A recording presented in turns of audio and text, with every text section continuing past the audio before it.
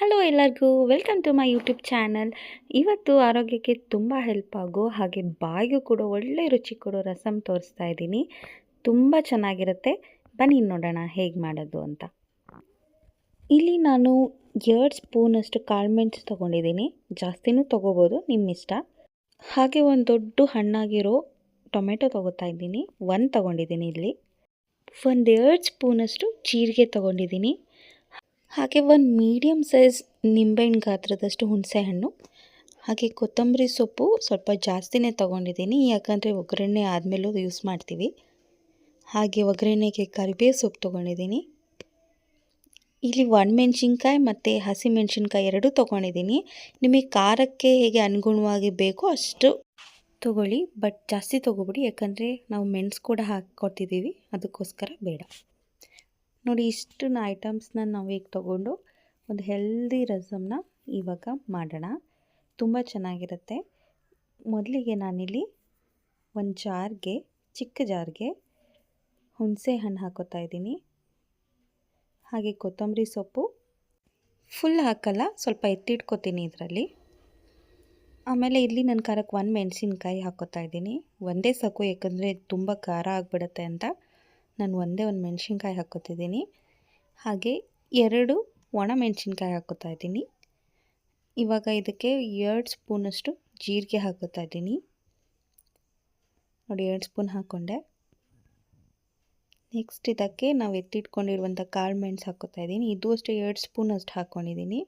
ಈಗ ಕಟ್ ಮಾಡ್ಕೊಂಡಿರುವಂಥ ಟೊಮೊಟೊಲಿ ಅರ್ಧದಷ್ಟು ತೊಗೊಂಡು ಹಾಕ್ಕೊಂಡಿದ್ದೀನಿ. ನೋಡಿ, ಇಷ್ಟು ಹಾಕ್ಕೊಂಡು ಹಾಗೆ ರುಬ್ಕೊಳ್ಳೋಕ್ಕೆ ಎಷ್ಟು ಬೇಕೋ ಅಷ್ಟು ನೀರು ಹಾಕ್ಕೊಂಡು ಮಿಕ್ಸಿ ಮಾಡ್ಕೊತಾ ಇದ್ದೀನಿ. ನೋಡಿ, ಇವಾಗ ಮಿಕ್ಸಿ ಮಾಡ್ಕೊಂಡಿದ್ದೀನಿ.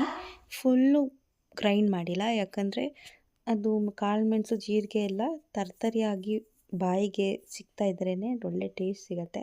ಸೊ ಅದಕ್ಕೋಸ್ಕರ ಈ ಥರ ಮಾಡಿ ಇಟ್ಕೊಳ್ತಾ ಇದ್ದೀನಿ. ಇವಾಗ ಒಂದು ಪಾತ್ರೆ ತೊಗೊಂಡಿದ್ದೀನಿ. ನೋಡಿ, ಈ ಥರ ತೊಗೊಂಡಿದ್ದೀನಿ ನಾನು. ಈ ಪಾತ್ರೆಯಲ್ಲಿ ನಿಮಗೆ ಎಷ್ಟು ಬೇಕೋ ಅಷ್ಟು ಆಯಿಲ್ ಹಾಕ್ಕೊಳ್ಳಿ. ನಾನಿಲ್ಲಿ ಜಾಸ್ತಿನೂ ಆಯಿಲ್ ತೊಗೊಂಡಿಲ್ಲ. ಈ ಆಯಿಲೆಲ್ಲ ಬಿಸಿ ಆದಮೇಲೆ ಸಾಸಿವೆ ಹಾಕ್ಕೋತಾ ಇದ್ದೀನಿ. ಸಾಸಿವೆ ನೋಡಿ ಚಿಟಪಟ ಅನ್ನೋಕ್ಕೆ ಸ್ಟಾರ್ಟ್ ಆಯಿತು. ಇವಾಗ ಕರಿಬೇವು ಸೊಪ್ಪು ಹಾಕ್ಕೋತಾ ಇದ್ದೀನಿ. ಅದು ಹಾಕ್ಕೊಂಡ್ಮೇಲೆ ಒಂದೇ ಒಂದು ಒಣಮೆಣ್ಸಿನ್ಕಾಯಿನ ಒಗ್ಗರಣೆಗೆ ಹಾಕ್ಕೊತಿದ್ದೀನಿ. ಇವಾಗ ಎಲ್ಲದನ್ನು ಸೇರಿಸಿ ಮಿಕ್ಸ್ ಮಾಡೋಣ.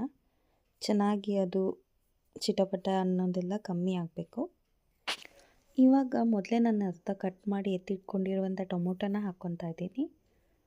ಇದನ್ನು ಹಾಕ್ಕೊಂಬಿಟ್ಟು ಚೆನ್ನಾಗಿ ಮಿಕ್ಸ್ ಮಾಡ್ಕೊಳ್ಳೋಣ.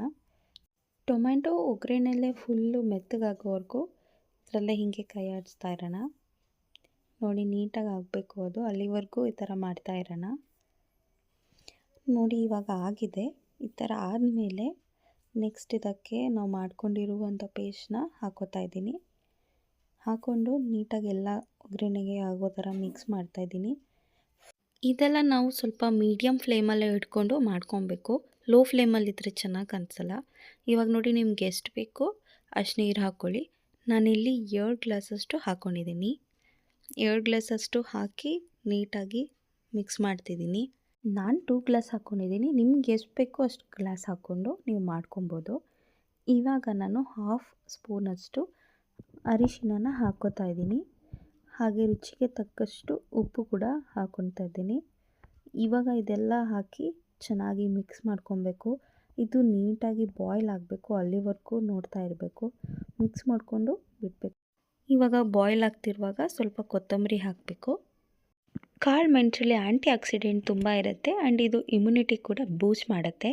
ಇನ್ನು ಜೀರಿಗೆ ಡೈಜೆಷನ್ಗೆ ತುಂಬ ಒಳ್ಳೆಯದು ಆ್ಯಂಡ್ ಇದು ನೋಸ್ ಬ್ಲಾಕ್ ಆಗಿರೋದು ಕೂಡ ಕ್ಲಿಯರ್ ಆಗೋಕ್ಕೆ ಹೆಲ್ಪ್ ಮಾಡುತ್ತೆ. ಹಾಗೆ ನಾವು ಆರಾಮಾಗಿ ಬ್ರೀತ್ ಮಾಡೋಕ್ಕೂ ಕೂಡ ಹೆಲ್ಪ್ ಮಾಡುತ್ತೆ. ಇನ್ನು ಅರಿಶಿನ ನಿಮಗೆ ಗೊತ್ತು ಆರೋಗ್ಯಕ್ಕೆ ಎಷ್ಟು ಒಳ್ಳೆಯದು ಅಂತ.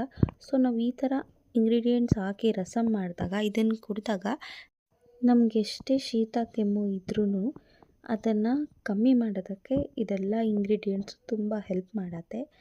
ಇದನ್ನು ಹಾಗೆ ಗ್ಲಾಸ್ಗೂ ಕೂಡ ಸ್ವಲ್ಪ ಹಾಕ್ಕೊಂಡು ಕುಡಿಬೋದು. ನೋಡಿ, ನಮ್ಮದು ಹೆಲ್ದಿಯೆಸ್ಟ್ ರಸಮ್ ರೆಡಿಯಾಗಿದೆ. ಟ್ರೈ ಮಾಡಿ ನೋಡಿ ಹೇಗಾಯಿತು ಅಂತ ಕಮೆಂಟ್ ಮಾಡಿ. ರೆಸಿಪಿ ಇಷ್ಟ ಆಗಿದ್ದರೆ ಲೈಕ್ ಮಾಡಿ, ಶೇರ್ ಮಾಡಿ, ಹಾಗೆ ಸಬ್ಸ್ಕ್ರೈಬ್ ಮಾಡಿ.